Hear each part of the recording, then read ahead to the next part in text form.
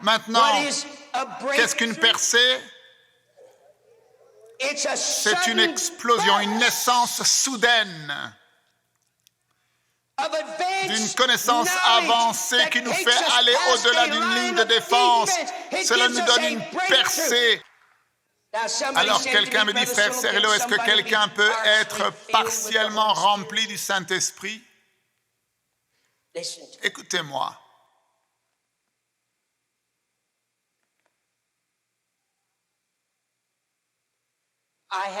J'ai un verre ici dans ma main.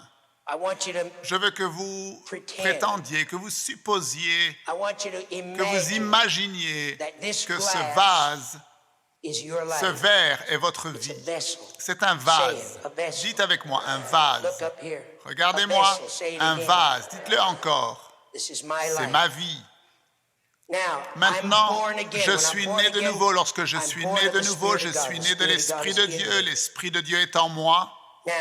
Maintenant, lorsque je suis né de nouveau, je suis un enfant.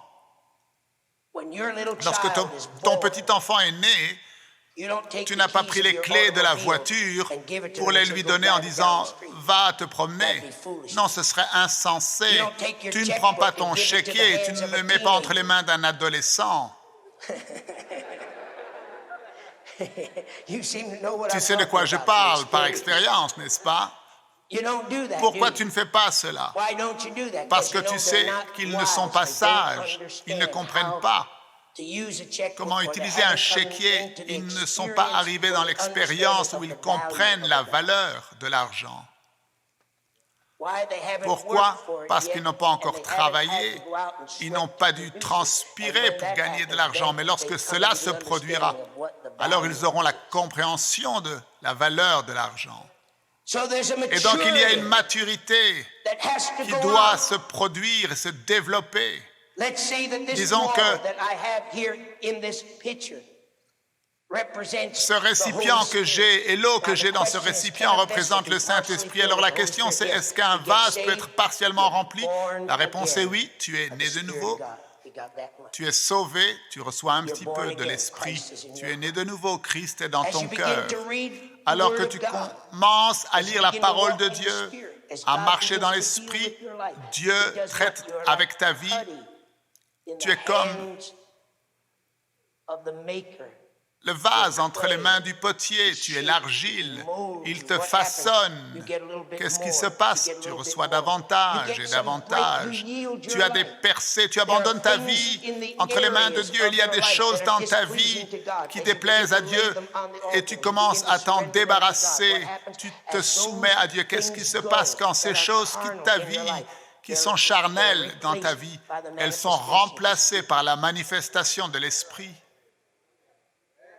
Plus tu t'abandonnes, plus tu te consacres, plus tu abandonnes ta vie, plus tu reçois, plus tu reçois, plus tu reçois, plus tu reçois, plus tu reçois. Il y a 9 dons de l'Esprit, quelque part entre ici quand tu es né de nouveau jusque tout en haut. Tu as des percées et tu reçois le don des langues et maintenant tu parles en langue. Et je dis cela spirituellement. Tu peux parler en d'autres langues et peut-être quelque part ici Dieu t'utilise dans le don de guérison et tu le sais parce que Dieu manifeste sa guérison à travers toi et ici tu commences à être utilisé dans le don de donner des messages en d'autres langues ou l'interprétation des langues ou la prophétie. Maintenant, tout cela peut se produire et ta vie n'est toujours pas remplie.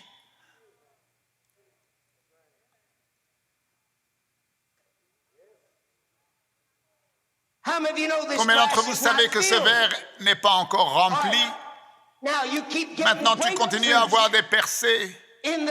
Dans le monde spirituel, tu viens à une école du ministère. Oh, gloire à Dieu!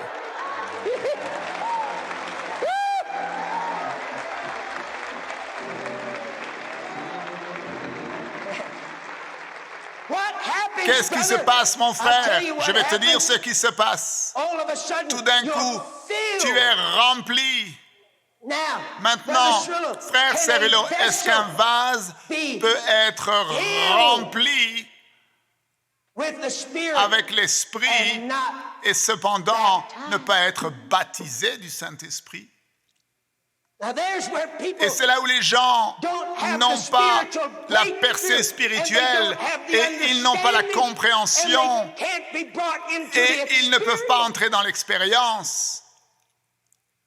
Vous voyez, un vase peut être rempli, littéralement rempli, jusqu'à déborder avec l'Esprit, mais ne pas être baptisé. Vous dites, comment le sais-tu, frère Cerullo? Bien parce que ce vase est rempli, mais il n'est pas baptisé. Vous dites, quelle est la différence? Je vais te montrer la différence. Ce vase est rempli, mais maintenant, regarde. Maintenant,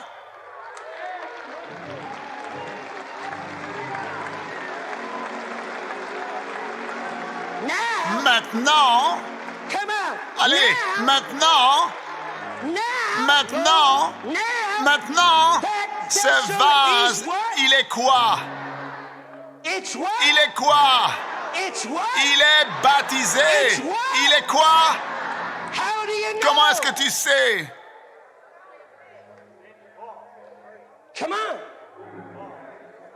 Comment est-ce que tu sais?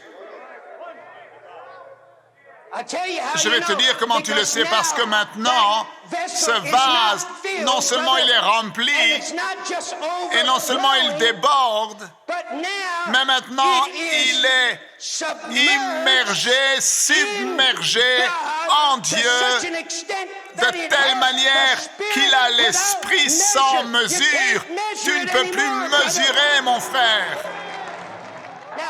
Alors, qu'est-ce que Jésus-Christ a dit? Allez dans la chambre haute quand il a envoyé ses disciples et restez là jusqu'à ce que vous ayez la chair de poule, jusqu'à ce que vous parliez en d'autres langues. Ils ne savaient même pas qu'ils allaient recevoir les langues. Je ne sais pas si tu m'as entendu. Non, tu ne m'as pas entendu. Nous avons eu nos yeux, notre pensée, notre attention sur les langues. Ils n'avaient aucune idée qu'ils allaient recevoir la manifestation des langues.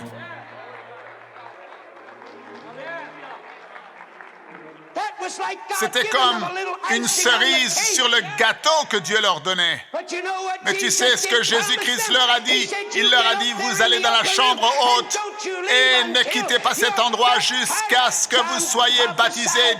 Jean a prophétisé et il t'a promis qu'il y en a un qui vient après lui dont il n'est pas digne de délier la courroie des chaussures. Quelqu'un qui est plus puissant que lui, et cette personne va faire quoi? Il va te baptiser avec le Saint-Esprit et avec la puissance.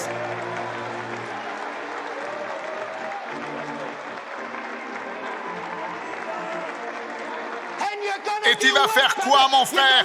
Tu vas simplement parler en d'autres langues, avoir la chair de poule, chanter, danser, sauter. Non, tu vas recevoir quoi? Tu vas recevoir la P-U-I-2-S-A-N-C-E, la puissance. À très bientôt pour un prochain enseignement avec le Dr Cerullo. La francophonie appartient à Jésus. Pour toute information, rendez-vous sur www.mcwe.fr.